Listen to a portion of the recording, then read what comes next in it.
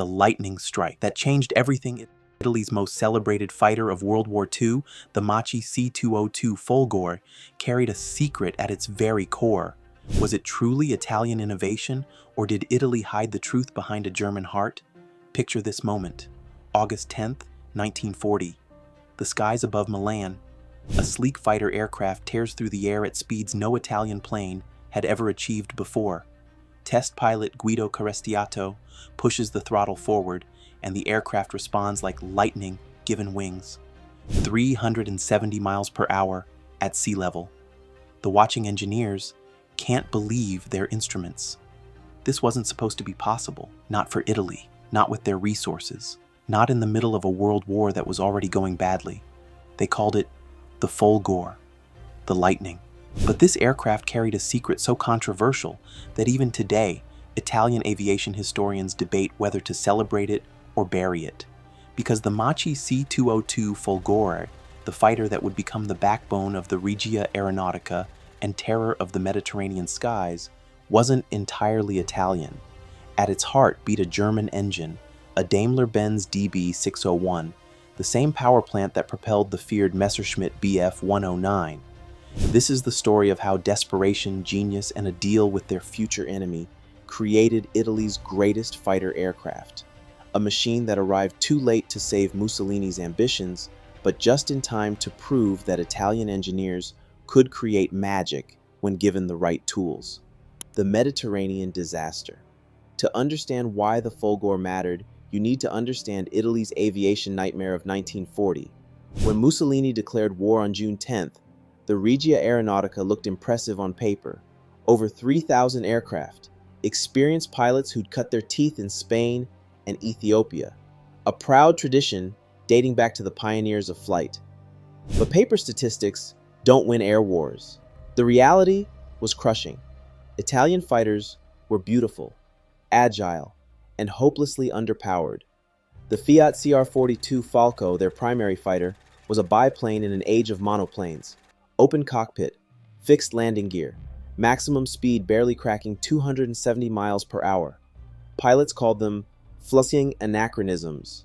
The more modern Macchi C.200 Saetta had revolutionary aerodynamics, but its Fiat A74 radial engine produced just 870 horsepower when the British Spitfire had over 1,000. Malta became their graveyard.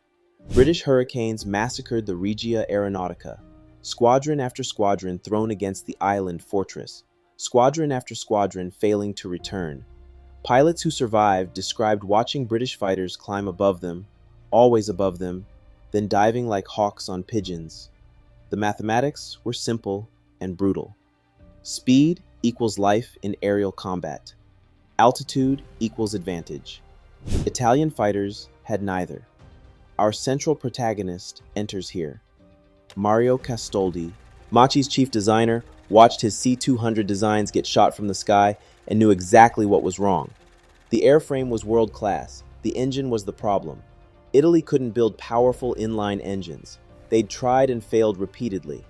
But Castaldi had an idea that would require swallowing Italian pride and making a deal that would haunt them forever. The dance of desperate innovation. The story really begins in 1936, when Italy first attempted to build a modern fighter engine. The Asada Fraschini Asso L121 was supposed to be their answer to the Rolls-Royce Merlin, 1,000 horsepower, liquid-cooled, inline configuration for better aerodynamics, 4 years of development, millions of lire invested. The result? Catastrophic failure, overheating, vibrations that shook aircraft apart, reliability so poor that test pilots refused to fly with it. Then came the Fiat A38, another inline engine project. More promises, more failures. The metallurgy wasn't there. Italian industry couldn't produce the precise tolerances needed. The special alloys required were beyond their capabilities. Each failure cost time Italy didn't have, and money Mussolini wouldn't spend on technical details when he wanted impressive numbers of aircraft for his grand parades. By 1939, Italian engineers faced a horrifying reality. They could design airframes equal to anything in the world, but without engines to match, they were creating beautiful coffins. The Macchi C.200 proved this painfully. In mock dogfights, the aircraft could outturn anything. Its control harmony was perfection itself. Pilots loved flying it, but love doesn't win wars. Speed wins wars. This is where the story takes its controversial turn. In 1940, with Italy about to enter the war, a secret delegation traveled to Germany. Their mission: acquire the Daimler-Benz DB601 engine. The Germans, needing Italian support and viewing them as junior partners, agreed. But here's the pattern interrupt nobody expected. The Italians didn't just want to buy engines, they wanted to build them, under license, in Italy. Alfa Romeo would produce them as the RA1000 RC41i Monzon. This decision split the Italian aviation establishment. Traditionalists saw it as admission of failure. Pragmatists, like Castaldi, saw it as survival. The arguments were fierce. Was it better to maintain honor with inferior aircraft, or accept German help? The pragmatists won, but the clock was ticking. The lightning takes shape. When that DB601 engine arrived at Macchi's facility in Varese, Mario Castaldi did something brilliant. He didn't design a new aircraft around the engine. He took his existing C-200 airframe, already proven and in production, and transformed it. This wasn't laziness. This was genius, born from desperation. Every day saved in development meant pilots living instead of dying. The transformation was remarkable. The bulbous nose of the C-200 disappeared. In its place, a sleek pointed nose that looked like it could pierce the air itself. The fuselage stretched longer, more elegant. The engine's radiator created a distinctive chin scoop that would become the Folgore's signature. But these were just the visible changes. Underneath, Castaldi performed engineering magic. The heavier engine threatened to destroy the aircraft's center of gravity. He redistributed weight throughout the airframe. Fuel tanks moved. Ammunition storage relocated. The cockpit shifted slightly. Every component rebalanced until the aircraft achieved perfect harmony. Test pilots reported it felt like the C-200 had finally found its heart. The power plant itself was a masterpiece that the Italians struggled to reproduce. Fuel injection instead of carburation, eliminating the flooding problems that plagued fighters in negative G maneuvers. Inverted V12 configuration, lowering the center of gravity. Supercharging that maintained power at altitude. 1,075 horsepower initially, later versions pushing nearly 1,200, but power without control means nothing. Castaldi added refinements that turned raw power into usable performance. Improved aileron design gave roll rates matching Allied fighters. The elevator received aerodynamic balancing for lighter control forces at high speed. Split flaps allowed shorter takeoff runs from rough North African airfields. Every modification served a purpose, making the Folgore not just fast, but deadly. First flight impressions stunned everyone. Speeds reached 370 miles per hour initially, later versions touching 400. Climb rate doubled from the CR200. At 20,000 feet, where the CR200 wheezed, the Folgore still had power to spare. One pilot described it, like switching from a tired horse to a thoroughbred. The aircraft wanted to fly fast. It wanted to climb. It wanted to fight. Desert Thunder and Mediterranean Lightning. The Folgore entered combat in Libya, summer of 1941, and immediately changed everything. The first engagement came over Tobruk. A flight of 4 Folgores encountered a squadron of Hurricane 2s. The British pilots, accustomed to slower Italian fighters, maintained standard tactics. Disaster followed. The Folgores climbed with them, matched their speed, then exceeded it. 2 Hurricanes fell in the first pass. North Africa became the Folgore's proving ground. The aircraft thrived in desert conditions where others struggled. Fuel injection meant no carburetor icing in dawn missions. Robust construction handled rough airstrips. Sand filters, quickly developed, kept engines running when dust storms grounded Allied squadrons. Italian pilots finally had a machine matching their skills. The statistics tell the story.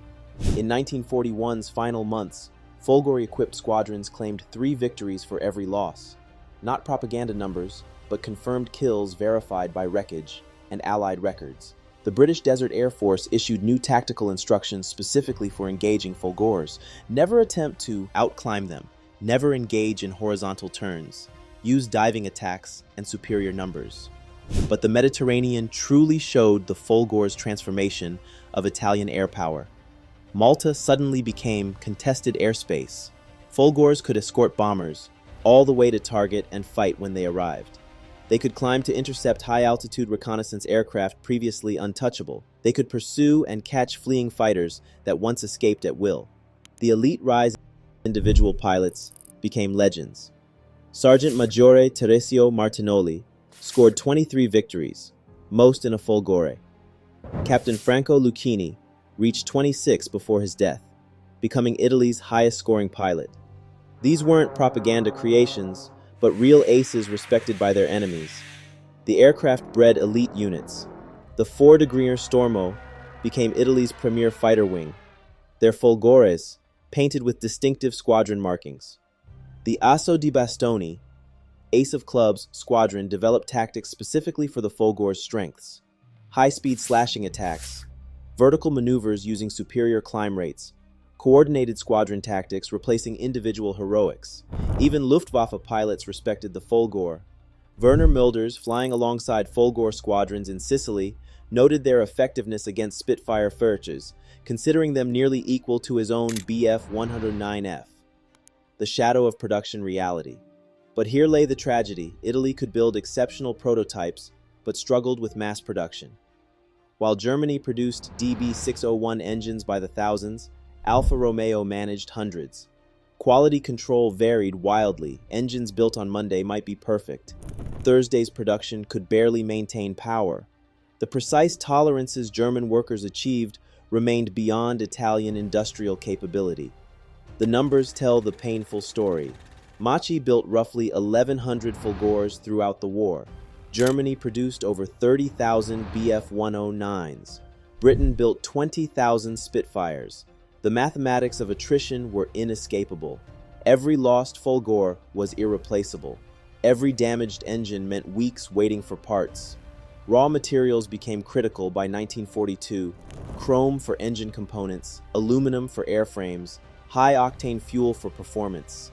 Italy had none in sufficient quantities. Folgores designed for 100-octane fuel ran on 87 octane, losing 50 horsepower. Engines designed for 1,500-hour service lives wore out in 500. Spare parts vanished, cannibalized from damaged aircraft. The end of the lightning. By 1943, the Folgore's war was ending, not from enemy action, but exhaustion. When Marshal Pietro Badoglio announced Italy's armistice on September 8, 1943, approximately 150 Folgores remained operational from the original 1,200 produced.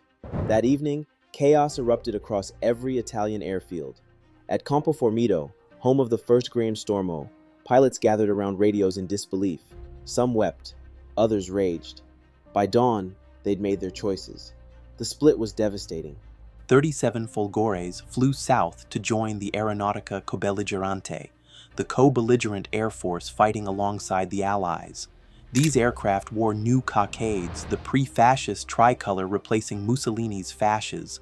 They flew from Lecce and Palermo, escorting Allied bombers attacking their former homeland. The psychological toll on pilots was immense. Lieutenant Giuseppe Roberto wrote in his diary, "Today I shot down a Bf-109 over Anzio. Last month we flew together against the Americans. War makes monsters of us all."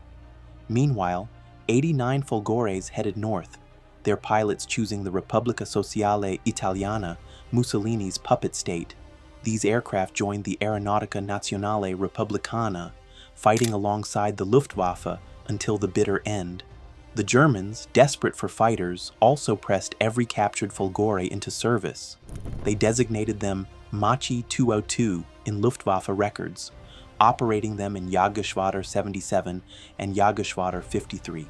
German pilots found them tricky to maintain, Italian metric measurements conflicting with German standards, but praised their handling. Feldwebel Hans Müller noted, "She climbs like our Emil Bf-109E, but turns like nothing German ever built." The final Folgore combat actions were apocalyptic. On April 19, 1945, 6 Folgores of the ANR's 1A Squadriglia took off from Malpensa to intercept B-25 bombers. Only 2 returned. The last confirmed Folgore air victory came on April 26th when Sergeant Bruno Briganti shot down a P-47 near Lake Como. 3 days later, Mussolini was dead. May the 2nd, German forces in Italy surrendered. Marshal Zhukov of the Red Army.